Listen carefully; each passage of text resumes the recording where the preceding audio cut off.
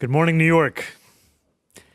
Yesterday, the storm that our city had spent days preparing for finally arrived.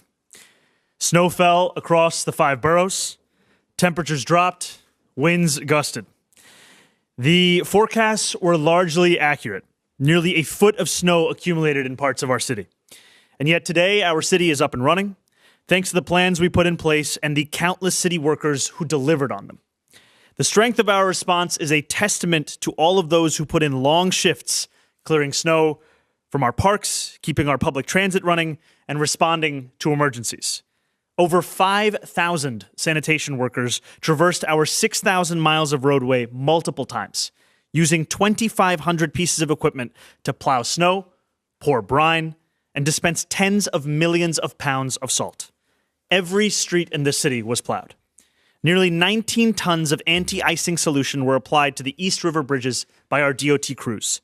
The City Tow Truck Task Force, which helped our 53 motorists yesterday and today, didn't just help keep roads clear across the 5 boroughs. They freed trapped motorists, escorted plows, and ensured ambulances could get to those in need. These are our fellow New Yorkers who do immense work that is often unseen and unrecognized. They keep our city running no matter the challenge before them.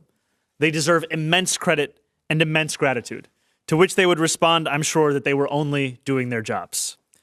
New York was prepared, and New York weathered the storm. I want to commend the leaders who are here with me today, those who are still hard at work at our emergency operations centers, and every agency that communicated and coordinated effectively across government to serve this city.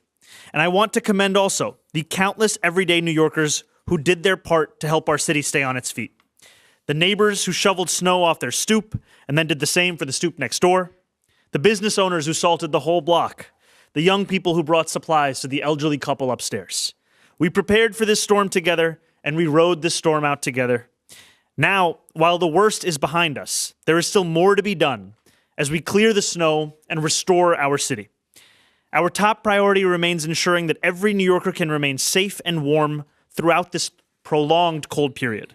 Enhanced Code Blue protocols have been in place since Friday night and empowered our outreach teams to make 170 placements in shelters, safe havens, stabilization beds, drop-in centers, and hospitals over the weekend. The vast majority of these placements were to shelters. Just because the storm has passed does not mean that the danger to homeless New Yorkers has passed. Outreach teams are only intensifying their efforts today to connect vulnerable New Yorkers to shelter. This is an all-hands-on-deck effort. And I continue to ask New Yorkers to call 311, which will route these calls to 911 as it is a code blue, whenever they see someone who may require assistance.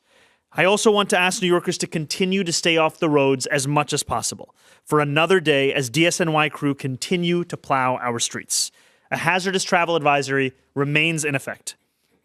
As we announced yesterday, today is a virtual learning day for our students, with exceptions for high school students and schools serving only grades 6 through 12 that are observing a previously scheduled professional development day. All after-school programs, adult education, and school-based programming have been canceled. As of 9:15 a.m. this morning, we have over 400,000 parent, student, and staff logons. Again, as a reminder, high school students and grades 6 through 8 students co-located with high school students had a previously scheduled day off for professional development, so our decision to go remote impacts a portion of our school system, about 500,000 students who are scheduled to be in school on Monday. I did visit a classroom this morning remotely alongside the chancellor and reiterated my offer to students that they could pelt me in the face with a snowball. They were very excited about that and asked for a time and place. I said, you can find me anywhere in New York City. There remain some interruptions to service. Alternate side parking is suspended today and will also be suspended tomorrow. Payment at parking meters will remain in effect. The Staten Island Ferry is continuing to run on a modified schedule every 20 minutes. And I want to also ask New Yorkers to be patient with garbage collection as DSNY prioritizes snow removal in the immediate short term. But our city is steadily coming back online. Lyft's suspension of city bike service has been lifted.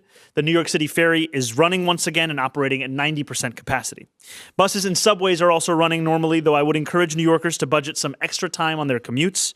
Our goal is for all services to be fully restored by tomorrow, with all streets cleared, students back at school in person, and our city back to normal, albeit with a lot of snow piled up.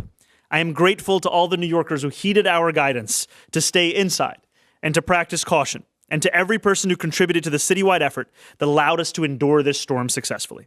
Please continue to monitor the cold temperatures that we are expecting over this coming week and to look out for one another. As always, New York, stay warm, stay prepared, stay safe. Thank you very much.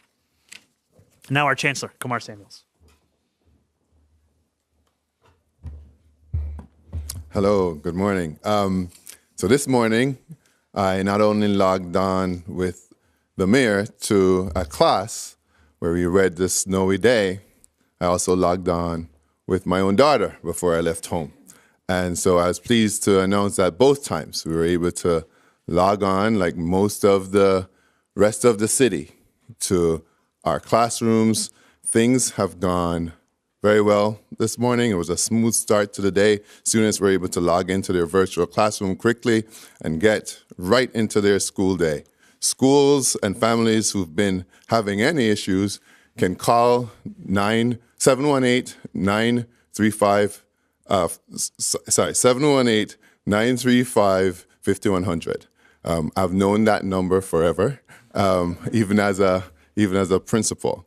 And so we also have 8,000 staff who are, on the ground spreading salt, deploying plows and shoveling to make sure that tomorrow we will be ready for school. And I tell all those people, thank you so much for your work. Thank you so much for your support. We have also opened 10 high schools across the city as warming shelters for families, for people looking for shelter. And we have school safety agents deployed in all of those situations. New Yorkers, your schools are a part of the city's ecosystem. We remain connected today, and we will continue to remain connected, and our schools will be ready for opening when the weather permits. Thank you very much.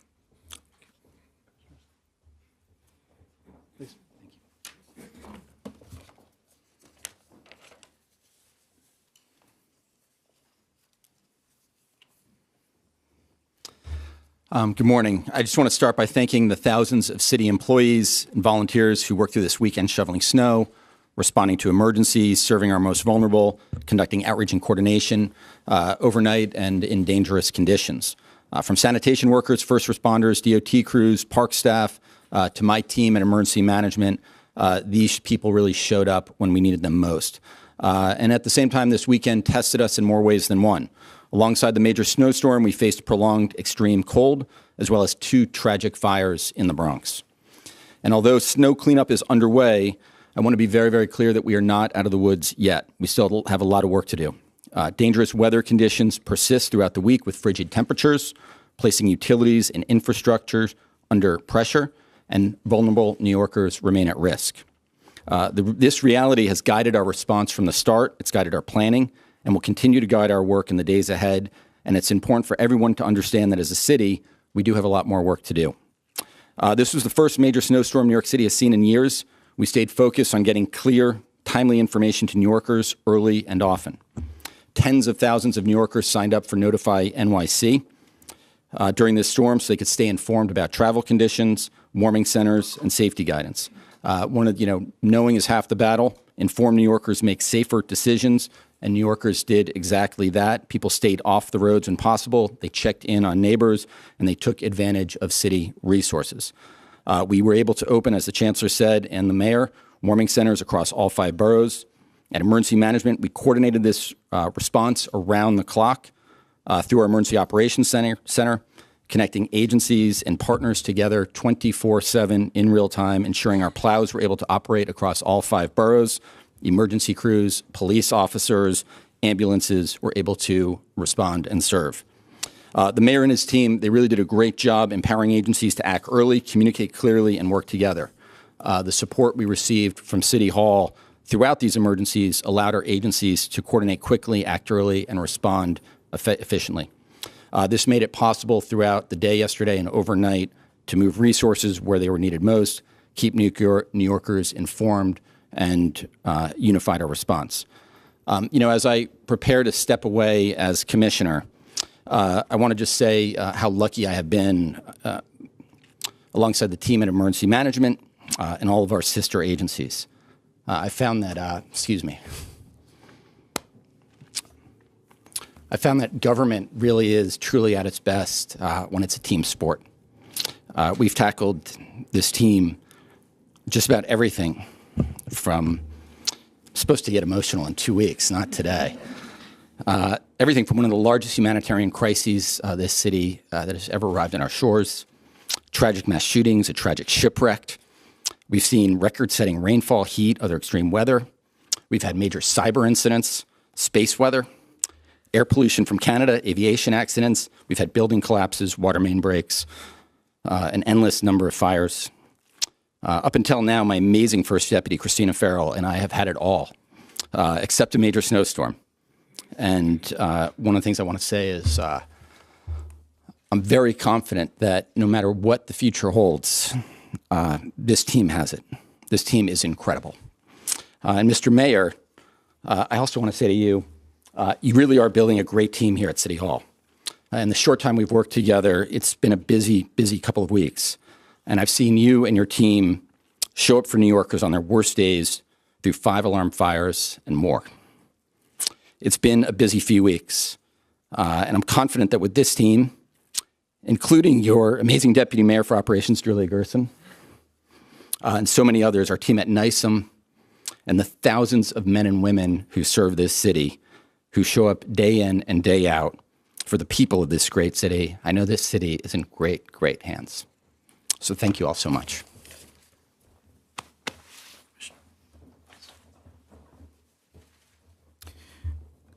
Good morning. Yesterday, 5,000 sanitation workers showed up to drive plows and spread salt on highways, roads, and bike lanes. While everyone else was warm inside or having fun in the snow with loved ones, they were working around the clock to help keep New Yorkers safe. And they're still here. We remain on a full force 24/7 operation for several days to come as part of a full cleanup following the storm. It was the largest and most intense winter storm to hit New York City in about 5 years, and I want to remind New Yorkers about what to expect from a robust DNCY operation following the storm. Last night and today, we plowed every single street multiple times, running routes consistently and repeatedly based on conditions on the ground. Because of that work today, the streets are passable for emergency vehicles and people who must drive to get to work. The same is true for bike lanes, which are so critical for New Yorkers in the delivery field. But this is an ongoing process. Those huge mounds of snow can't stay at the corners. They need to be hauled away.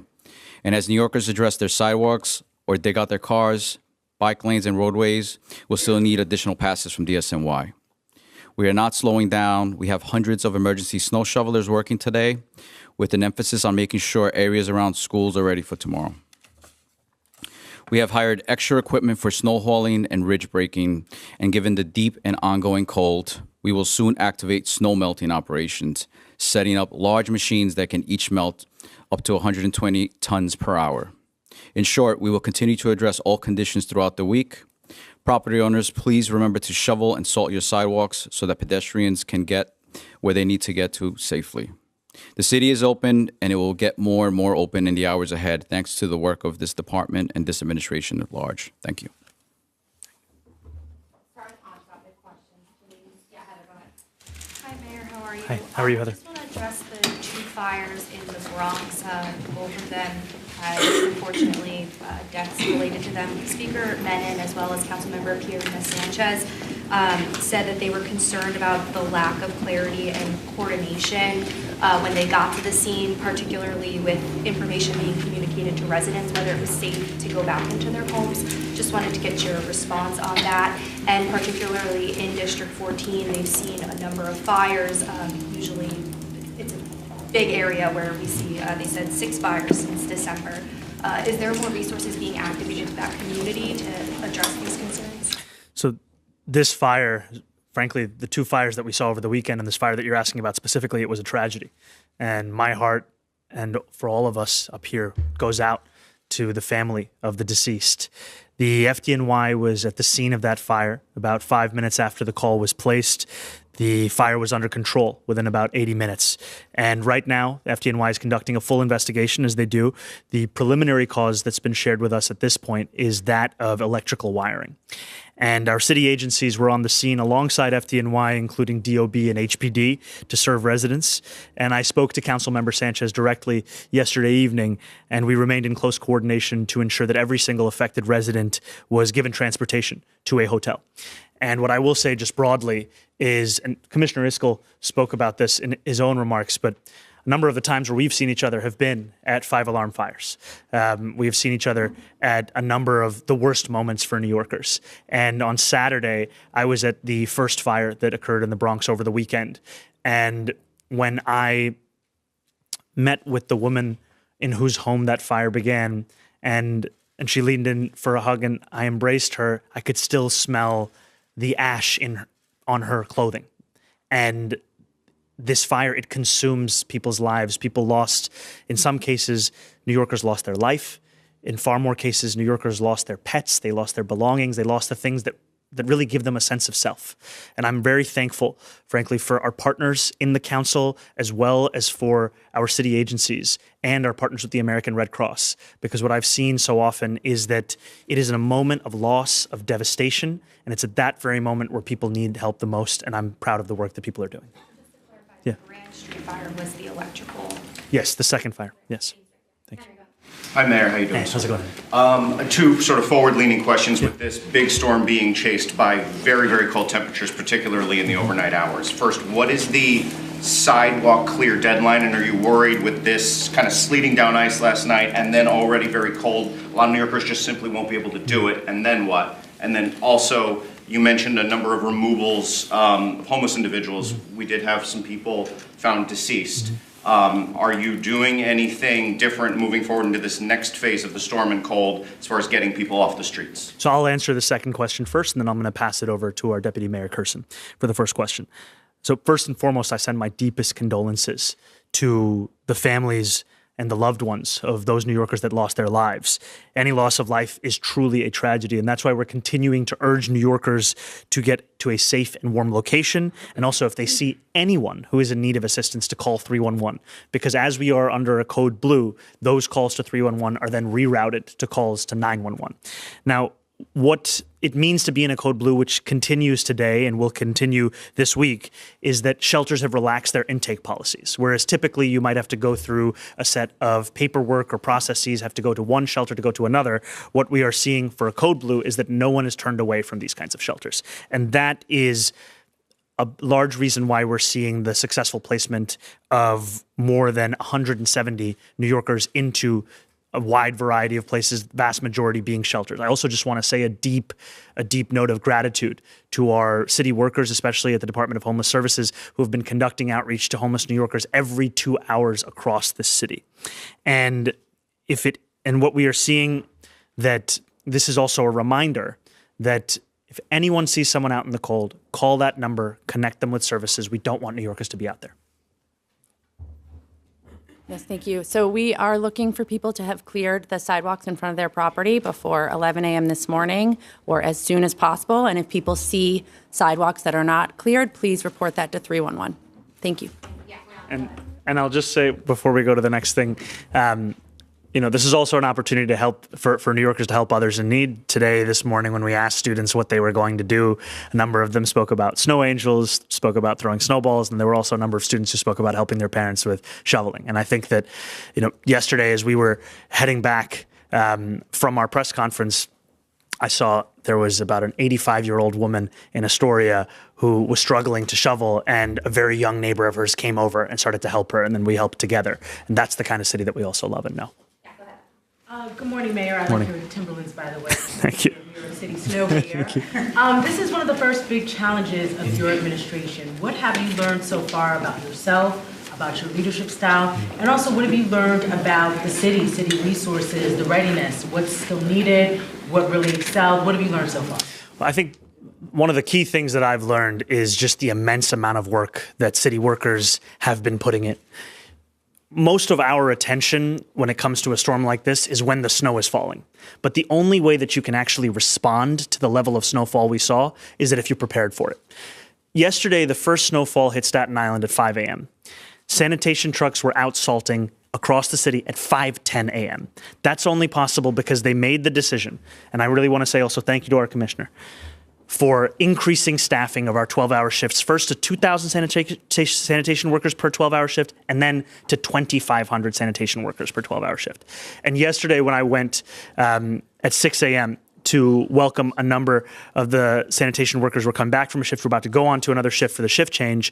What I saw also were the men and women of this city who so often are not recognized in the work that we're talking about. Our city government's ability to meet this moment, it is in part because of the leadership of everyone up here, and it is also in large part, frankly, because of the work of the men and women whose names most New Yorkers will never know, whose work they will never see. And I also think the other thing I'd say is for all that's said about our city, that we are always in a hurry, that we are brash, that we are rude, what I think sometimes gets missed is just how much New Yorkers care for each other. And yesterday, as I went through the city, I saw so many New Yorkers who were just lending a helping hand to people whose names they didn't know, whose stories they didn't know, but all they knew about them was that they too were New Yorkers. They too deserved a helping hand. Anything you learned about yourself, your own leadership style, That people care a lot if I don't wear a hat. And I will tell you, I was brushing it off, and then towards the end of the day, my hair started to freeze, and I did put on a nice beanie, and I was much warmer. So I appreciate the feedback. I will take it moving forward. Yeah, thank you. Hi, Mayor. How are you? How's it going? If I understand it correctly, doesn't Code Blue, in addition to being relaxed shelter rules, also mean that people, if they're outside in life-threatening temperatures, can be forced to come off the streets?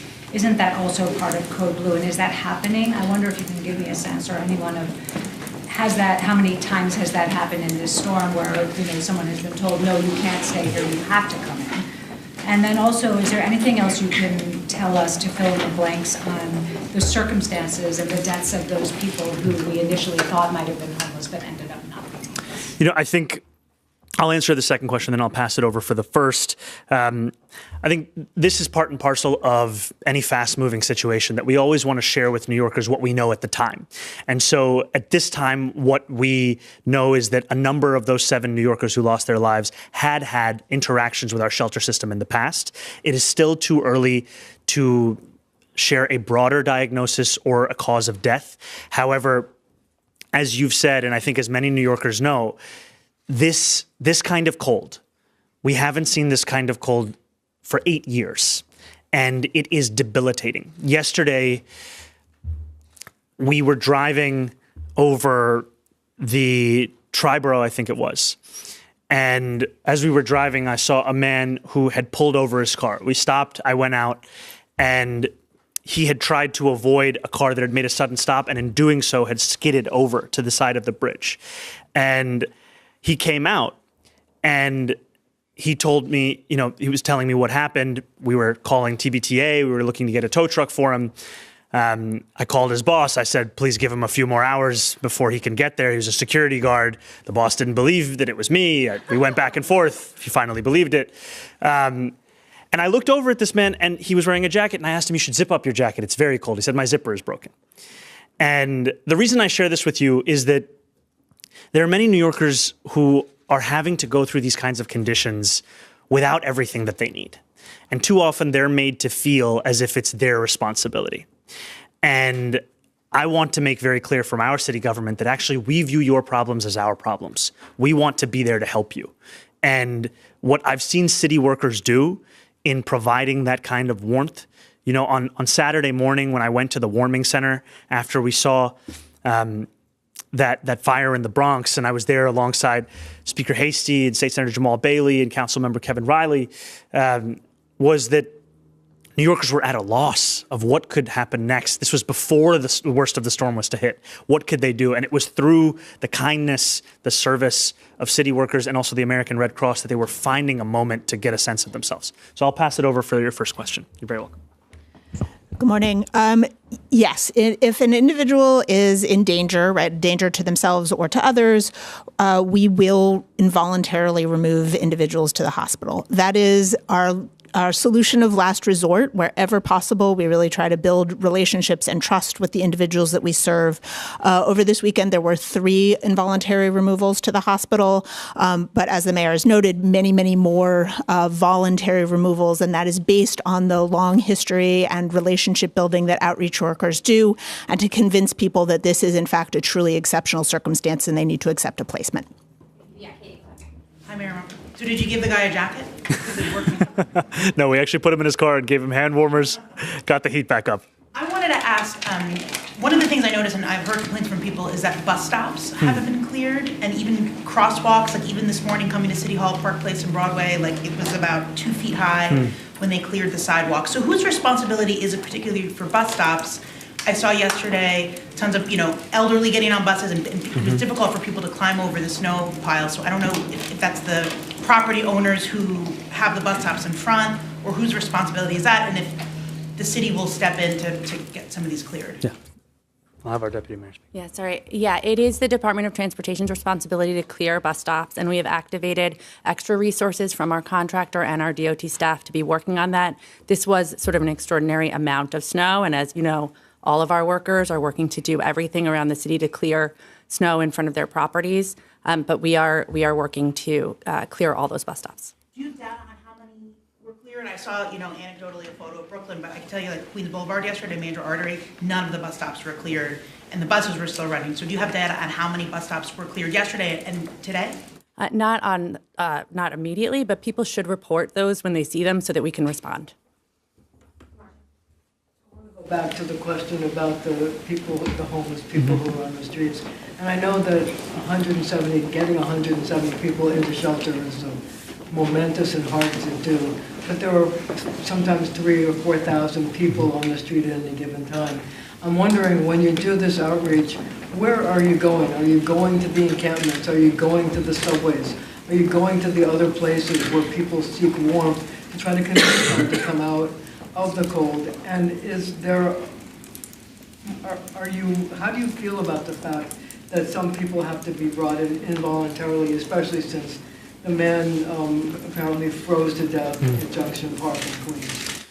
Okay, I think the work of these incredible city outreach workers is both of their own planning, where they know where they have to go to actually find and meet and make the case to homeless New Yorkers, but also it's in response to New Yorkers' calls to 311. And that's why it's so helpful, is that I know there are so many New Yorkers who see someone out in this kind of cold and know what we all know, which is that no one should be out in this kind of cold. And when they make that phone call, that also informs where the outreach workers are going. So it has to be proactive. It cannot be a wait for homeless New Yorkers to come to us. We have to go out there and make the case directly. And I think that the 170 placements, as you said, it's not only a testament to the outreach work that's being done, it's also a glimpse into the far larger number of conversations that are being had. And then when it comes to involuntary commitment, I think, as was said, this is a last resort. However, it is a resort when it is of a medical danger to a New Yorker to stay out there. I just wonder how frustrated you are as a mayor who cares about people, that when we know that there are 3,000 or 4,000 people on the street, and you can only get 170 to come in and get shelter, and you know it's going to be colder and colder as the week goes on. I think first I would say the census of homeless New Yorkers, especially in a moment of this kind of cold, it's hard to pinpoint exactly what it has been over these last few days. However, there is a hope count coming up this week where we will get a more accurate number of how many New Yorkers are homeless here across our city. For me, this is a moment where the city can show itself as a government that can meet the needs of New Yorkers, and also one that has to listen to New Yorkers. Because, Marsha, you had flagged in the past that you'd spoken to a homeless New Yorker who didn't want to go to a shelter because they didn't think that they would be offered a single bed on their own. And so part of our outreach has also been, how do we ensure we're offering a wide variety of options for a New Yorker to come in? Because the most important thing is to get that New Yorker off the street, get them into the warmth. I can tell you that the cold, we pride ourselves on being tough in this city, but after 8 years of not facing this kind of cold, we might be numb to what it actually means for people. And the other thing I would just say is the dangers are not just in the conditions, but also how we respond to the conditions. So for those who are shoveling and who have been shoveling, we remind you to give yourself multiple passes at that snow, not to try to get it all done in one go. The FDNY has also shared with us, in the past, there have been medical emergencies as a result of not taking the correct approach with snow shoveling. And don't find your form from the way that I do it. Today, because that man that I spoke to, Yeah. your staff actually got him a single bed, and he went in and got shelter, so he wasn't on the street because of your action. Thank you, Marsha. That was also because of you having flagged that. I appreciate that. Yeah, Mr. Mayor, you seem to have been all over the place yesterday. Can you talk about that and where you went and what did you want to see or look for or look at? And number two, do you plan on having all schools open tomorrow? That is our hope, and that's what we're planning for right now. We will share as soon as we get to the definitive. I will tell you that, yesterday began early, but frankly, that's the time it began for many New Yorkers who are working hard, right? I was out of the house, I think, before 5 a.m. We headed out to the shift change, and then from there at the shift change, we went to Central Park, where we saw a number of other workers who were hard at work shoveling. From there, we went to a press conference, and then from there, we drove through a number of neighborhoods just on our way back to just keep an eye out. And so there was one instance where somebody was trying to get their car out. We all got to a shovel, helped them out. There was another where somebody, this was at a NYCHA development, was trying to get their car in. And we met them at the beginning of the parking lot. They had an entire bed of snow. It was, an uncle and his 3 nephews with 1 shovel. And so we got to work and helped him in. We drove into Queens. We met a man whose tires were far too low and he was not able to drive through the street. So we shoveled, we got him out, and then we were about to call sanitation, and then there they were. There were 2 plow trucks that were just right there coming in at the perfect time. We went through Astoria, and this is all on the way back to Gracie, and that's where we saw this 85-year-old woman who was trying to shovel. There was a 20-something-year-old young woman who was helping her. Then we started to help her. There were a whole number of situations that we saw. But I think at the heart of it was just, yesterday was a glimpse into what city workers do every single day. And truly, the depth of my appreciation, I don't know if I can fully communicate it, because they are doing the impossible, they are doing the incredible, and for them, it's the ordinary. And that's just a testament to the incredible people we have here and the leadership that also leads them every single day. Yeah, Thank you. Hi, Mr. Mayor. Hi, Liz. How's it going? Good. I spoke to Queensborough President Donovan Richards last night, and I asked him for his assessment. He said as of last night, he would give you an A. But one thing he was seeing, and he acknowledges this is not the city's responsibility, but he got complaints of people being stuck on the highways. And I was wondering if that was something that the city noticed too. And his question was, could there have been better coordination between the city and state on clearing those highways and getting people moving? Because he said his own mother got stuck on the highway. Yeah. I'll just pass it over. As Commissioner Iscol mentioned, in our Emergency Operations Center, we had dozens of agencies represented, including state agencies, and actually the tow truck task force was coordinating tow trucks across the city, including on highways that are maybe state-owned. And so we were responding in real time to everything that was happening, city, state, even some federal-level coordination. Question is for Molly. Can she elaborate on the 3 folks who were forcibly removed, like the circumstances of it? And second, have the Adams-era shelter rules relating to migrants been relaxed? And if they have, when must migrants leave the shelters? Yeah, thank you. I'm not going to get into the details of the 3 specific cases. I want to protect people's medical privacy. An individual who is not appropriately dressed, who is wet, who is unable to acknowledge that there are the real dangers. That is the kind of instance, particularly in this weather, where we'll take somebody to the hospital. And I do want to stress, these are decisions that are made by clinicians, and the next step is to take somebody to a hospital where a doctor can assess them fully and determine what the next step is there, right? So this isn't, it's not incarceration, and it's not involuntarily removing people to shelter. It really is about a medical decision making. we'll take the people to the emergency department, and the doctors there will make the appropriate decision. With respect to the asylum seekers, there is only one designated asylum seeker site left in the city. That's the Bruckner site that's operated by the Housing Recovery Office.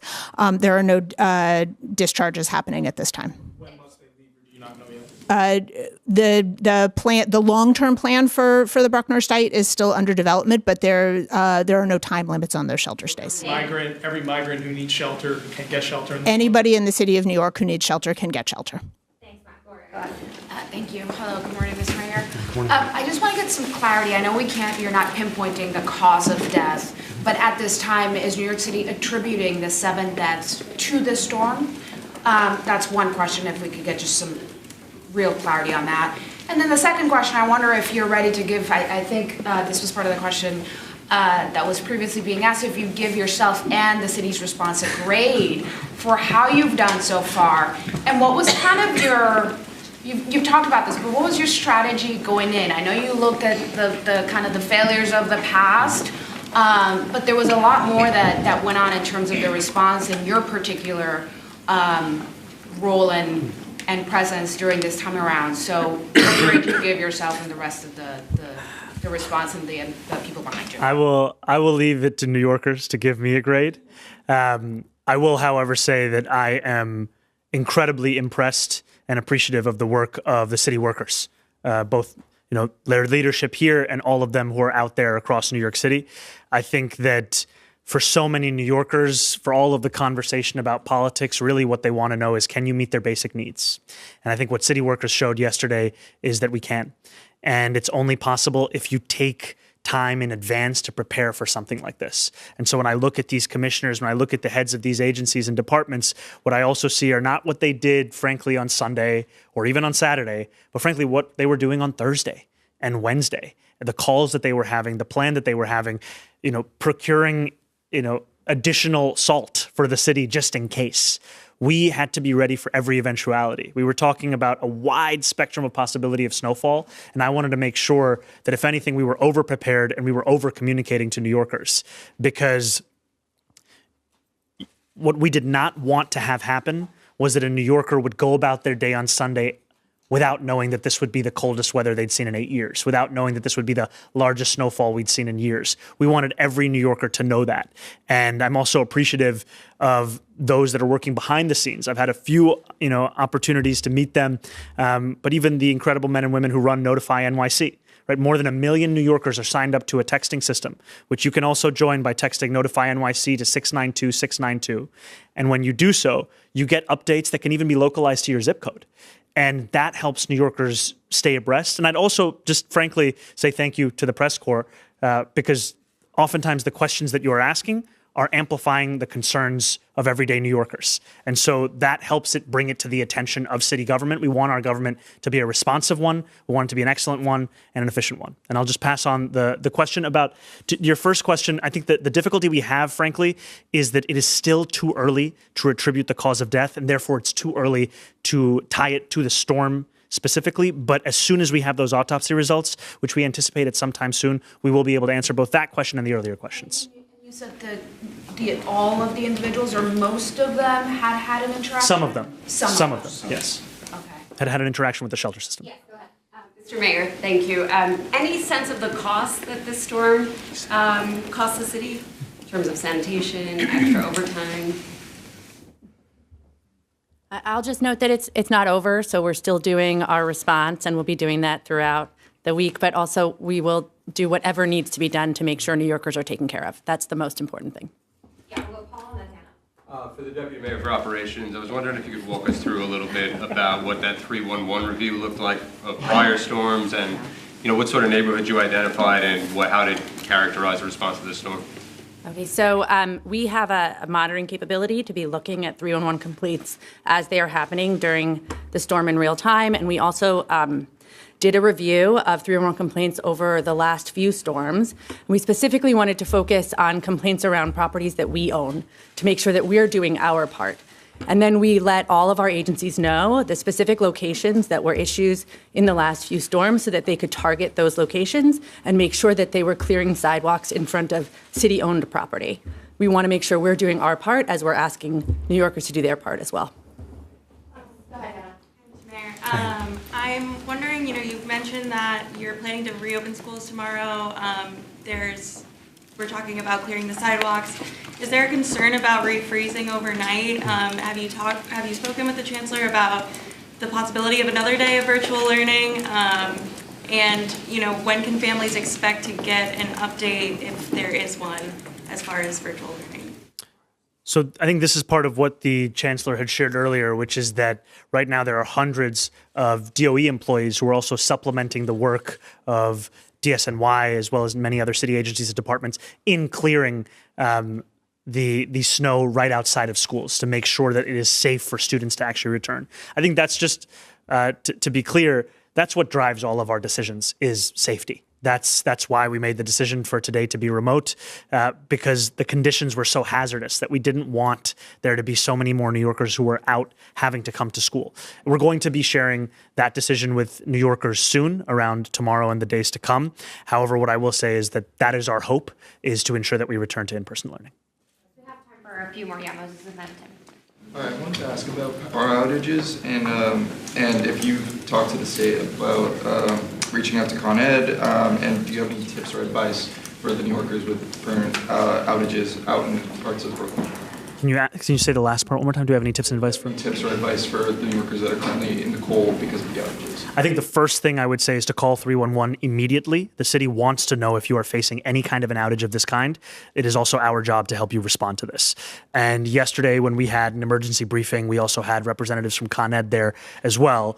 And because it is critical for us to not just work as a whole of city government approach, but frankly, an approach that encompasses everything that affects New Yorkers' lives. They're affected by state government decisions, city government decisions, by private companies' decisions, and so we want to actually have that cohered. So the number one thing would be call 311 if you're facing an outage. The city wants to know, the city wants to help.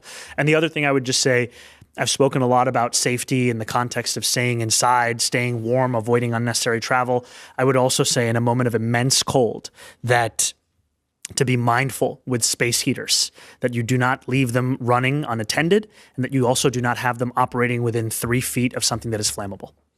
Thank you. All right, last one, Timmy, go ahead. So yesterday you told students they could throw a snowball at you if they were upset. Has anyone done that yet? Not yet. A number of the kids this morning were very excited about it. So I feel like it could occur at some point today. Just on my toes. All right, sorry, just one more right here. Yeah. I just had one off topic. Oh, hey, Sally, how's it going? Good, how are you? Doing well. Last week, we reported that your law department is suing to stop the production of this TV show Behind the Badge, as well as Kaz Daughtry is going to Homeland Security. So I just had two questions. One, are you in touch with Mr. Daughtry at all in his new position or soon-to-be new position? And two, have you seen the footage of this show, and do you have any reaction to how much access these camera crews got to crime scenes? So I am not personally in touch with Mr. Daughtry, and I have not seen the footage myself of this show. I can tell you, however, that we're continuing a pre-existing law department policy on their action that they're taking. Okay. Thank you all so much. Snow is too soft for a snowball. It's very light. Just keep them remote. Those ice balls.